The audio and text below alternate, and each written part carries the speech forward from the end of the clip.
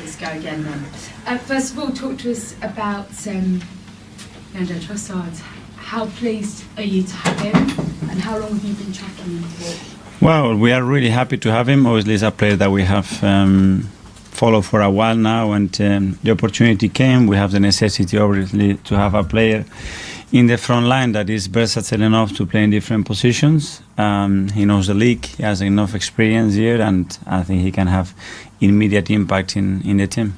How important was it, you talk about the immediate impact, but to have somebody who can hit the ground running, especially where the club is right now and where we are in the season?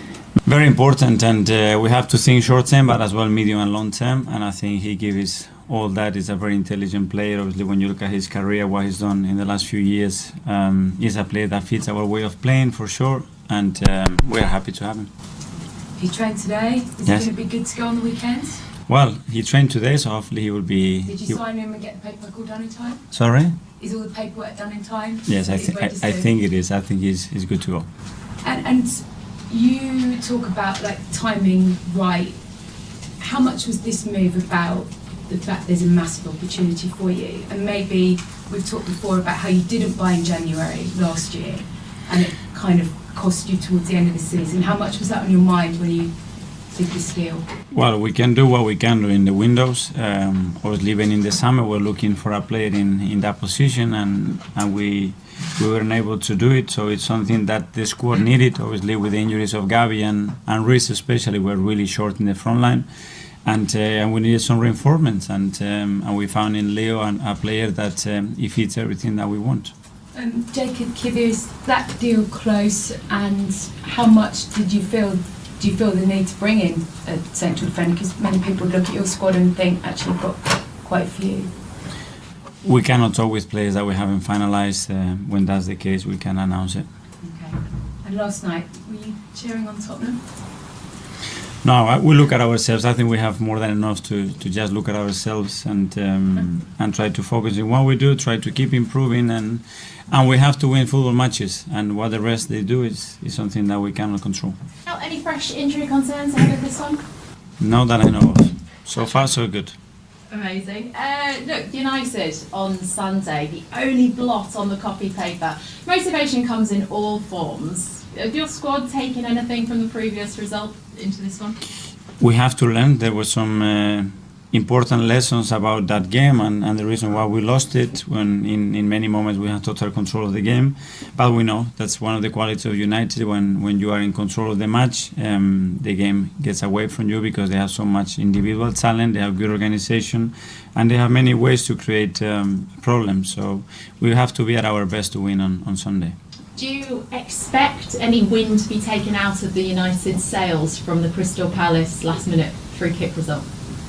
I don't know. Again, what happens with the other teams and results, still half of the league to go. So it's a lot of twists and turns still to go. We have to be consistent in what we do, play the best possible way, and control that. And the rest, he will take care of himself. Thank you. Thank you. Bradley from TalkSport. Hi Mikel, hope you're well. First things first, obviously United and Arsenal in previous seasons have been competing for the Champions League, Europa League places. This year, both in the top four, both competing for the title. And you look back at where the teams were under Ferguson and Wenger, always challenging for the title. Does it add any extra spice to this game, the fact that both Arsenal and United are challenging for that Premier League title this season? I think the history and the clashes and the way those two clubs have competed, it tells you everything that you need to know before a match. It's a huge game in the league, in the country, around the world, and we have to prepare for that. And obviously the table says what it says this season right now, but our main focus is on being prepared for a big match.